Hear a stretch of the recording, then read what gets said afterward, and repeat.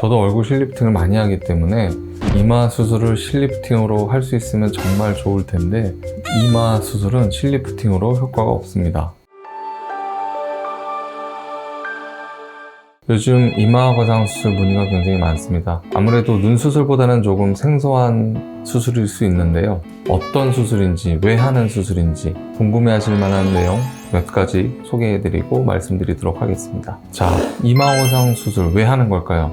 눈을 예쁘게 하기 위해서, 쌍꺼풀을 잘 보이게 하기 위해서 하는 수술입니다. 그런데 왜 내시경 이마 거상 수술이라고 하는 걸까요? 성형 수술 중에 내시경을 사용해서 하는 수술이 두 가지가 있습니다.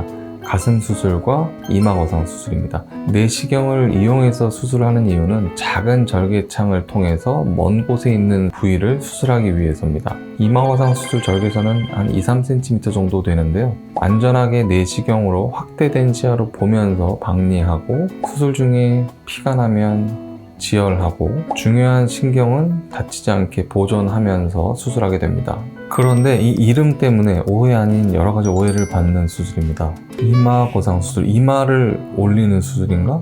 어떻게 하는 거지? 거상 수술이면 너무 나이 많으신 분들만 하는 수술 아닌가? 너무 큰 수술 같은데? 쌍꺼풀 수술이 훨씬 간단한 수술 아닌가요? 자, 이렇게 많은 분들이 저희한테 물어보십니다. 사실 정확히는 눈썹을 올리는 수술입니다. 눈썹 거상 수술이라고 하는 게 조금 더 이해하기 쉬운데 수술 이름은 이마 거상 수술입니다.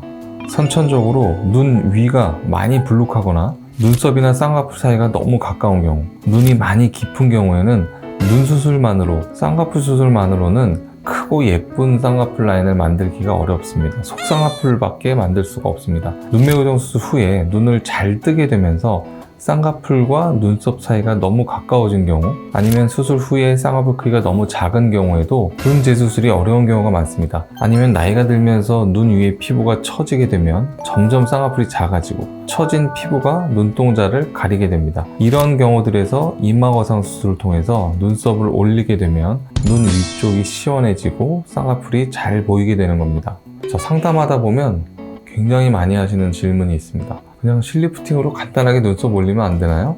이마 실리프팅 하는 병원 많던데요. 저한테 많이 물어보십니다. 저도 얼굴 실리프팅을 많이 하기 때문에 이마 수술을 실리프팅으로 할 수 있으면 정말 좋을 텐데 이마 수술은 실리프팅으로 효과가 없습니다. 눈썹과 눈 주변에는 뼈에서부터 피부까지 조직을 단단하게 잡고 있는 인대들과 근육들이 많이 있기 때문에 이것들을 수술로 다 끊어주지 않으면 리프팅 효과가 유지될 수가 없습니다. 이것 때문에 이마 실리프팅, 눈썹 실리프팅 효과는 일주일, 2주일 이상 지속되는 것이 불가능합니다. 수술 중에, 이마 거상 수술 중에 보존해야 되는 감각신경은 눈썹 앞쪽 근처에서 좌우에 각각 2군데씩 나오지만 이 각 신경 가지들은 여러 개가 있고 이 신경들은 근육을 입체적으로 뚫고 나오기 때문에 관자 쪽에 절개선이 없으면 근육 뒷면은 조작이 불가능합니다. 즉, 절개선이 5개가 되지 않으면 이 신경을 박리하는 것이 불가능하다는 뜻입니다.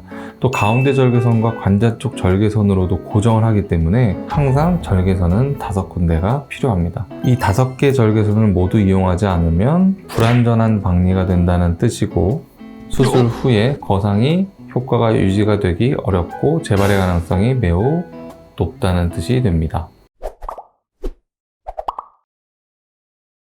자, 마취 주사의 사용 방법, 수술 중 지혈 방법, 수술 후의 봉합 방법 등 최대한 머리카락이 덜 빠지게 하는 여러 가지 노하우들, 방법들이 있습니다. 그럼에도 불구하고 수술 중에 지혈을 하거나 수술 후에 당겨지는 압력 같은 여러 가지 영향으로 절개선 부위에 머리카락이 빠질 수도 있습니다. 하지만 흔치 않은 경우고 대부분 다시 다 자라나게 되는데, 다시 자라나지 않는 부위가 혹시 생기게 되면 그 부위를 조금 잘라서 다시 제거하는 방법도 있기 때문에 사실 크게 걱정하지는 않으셔도 됩니다.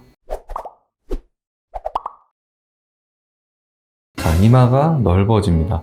자, 넓어지는데 엄밀히 말하면 눈썹이 올라가면서 이마 위쪽도, 헤어라인 쪽도 같이 위로 올라가는 것이기 때문에 이마가 넓어진다기보다는 중안면부가 길어지는 겁니다.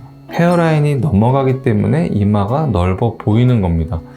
그래서 이마의 폭이 6cm보다 좁은 경우에 하시면 사실 조금 더 좋은 수술입니다. 고정 방법은 크게 두 가지입니다. 실로 고정하거나 고정장치를 이용해서 고정하는 겁니다. 자, 이 두 경우 모두 머리 안쪽 뼈에 작은 구멍을 내서 이제 단단하게 고정을 하게 됩니다.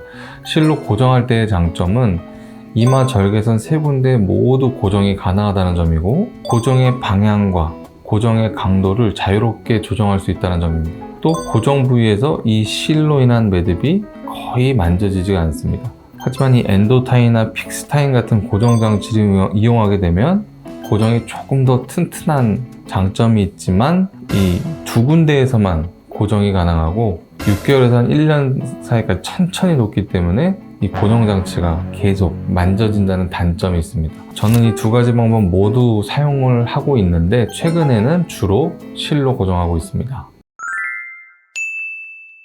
예, 오늘은 내시경 이마 거상 수술에 대해서 설명을 드리고, 많이 궁금해하시는, 상담 시에 저에게 많이 물어보시는 질문들에 대해서 소개를 해드렸습니다. 오늘 영상이 도움이 되셨다면 구독과 좋아요 부탁드리고, 추가로 궁금하신 점 있으면 댓글 남겨주시면 제가 확인하고 답글 남겨드리도록 하겠습니다.